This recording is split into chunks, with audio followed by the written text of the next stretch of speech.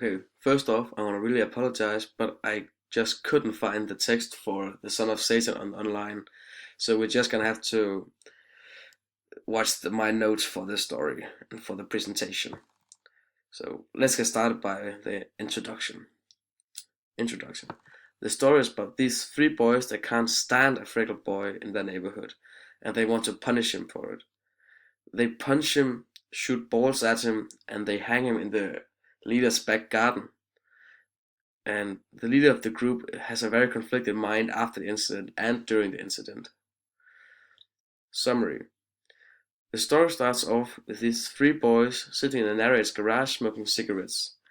They are very annoyed by this boy who said he had fucked a girl under the leader's house, and then they want to teach him a lesson for it. They find him in his driveway playing basketball, and they proceed to taunt him, and they make jokes about his mom, about having dishes up her pussy, and they are really bullying him verbally. And after that, they hit him with their fist, and they shove dirt down his back, and they shoot the ball at him. Right after, the three boys, they drag him home to the leader's porch, and they hang him from there. When they get him up and hanging, they just run away.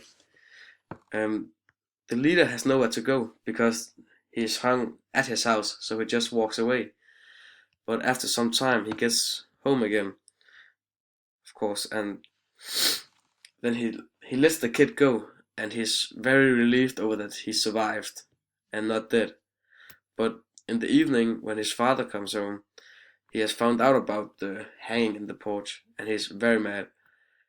And he's gonna give the kid the beating of his life, he says, the father. But after he's taken a little bit of a beating, the kid, the narrator, he runs down under his bed and says he hates his father. Okay, so characters. The leader of the group. The leader of the group is a very complex character. He's very keen on keeping the status as the alpha male in their little tiny group of boys. Even though he is conflicted about what he's doing to the poor kid, he's still doing the things he does, like punching him, hanging him, keep doing these awful things just to keep his position as the leader. The leader's father is a very hard-threatening and non-loving man, and we can imagine he gets beaten regularly by his father, judging by what we've seen in the text and how he's like. Has. We don't know much about this character Has at all. Not as much as the leader character will. But we know Has is very attached to the leader and is like the second man in charge of the little group of three people. And he does whatever the narrator says. An example of this is on the first page of the short story. From line 8 to line 19, I'm gonna read a little short bit loud. We gotta get that son of a bitch, I said. He's a disgrace to this neighborhood. Who? Asked Has. Simpson, I said. Yeah, said Has. Too many freckles. He irritates me. That's not it, I said. Oh yeah, said Morgan. Yeah, that son of a bitch claims he fucked a girl under my house last week. It's a goddamn lie, I said. Sure it is, said Has. So here we can see an example of, even though the leader changes his mind 2 times, he still just agrees with him and changes his mind as well. Setting.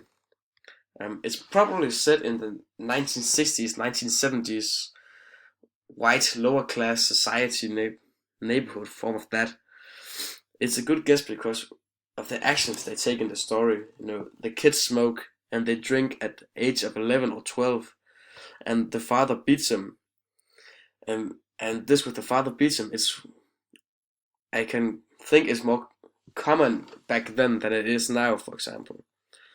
There are also some small pieces of more formal language of this kind of story. It's not a lot at all, but I just got one example, and that is Simpson, the kid that is bullied. He says on page 2, "Let me go, fellows," and that's not the kind of language that we use today. So, and that pretty much concludes my 5 minutes. So, thank you for your time.